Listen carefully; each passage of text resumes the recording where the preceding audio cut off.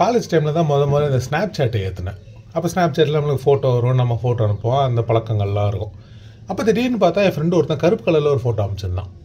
என்ன கருப்பு கலரில் இருக்குது அப்படின்னு சொல்லிட்டு நானும் ஜூம் பண்ணி பார்க்குறேன். சரி, ஒருவேளை நம்ம நெட் ஏதோ பிரச்சனை போல் அப்படின்னு சொல்லிட்டு விட்டேன்.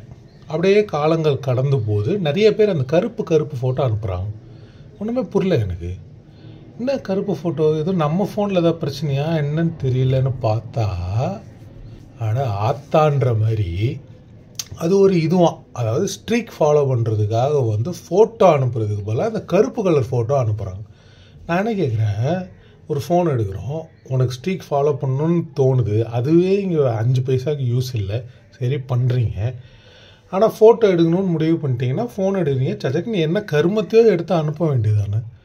அது ஃபோனுக்கு பின்னாடி கையை வச்சு அதை கருப்பு கலர் ஆக்கி அனுப்பிச்சு அதில் என்னென்ன புரியல எனக்கு, இப்போ வரைக்குமே புரியல.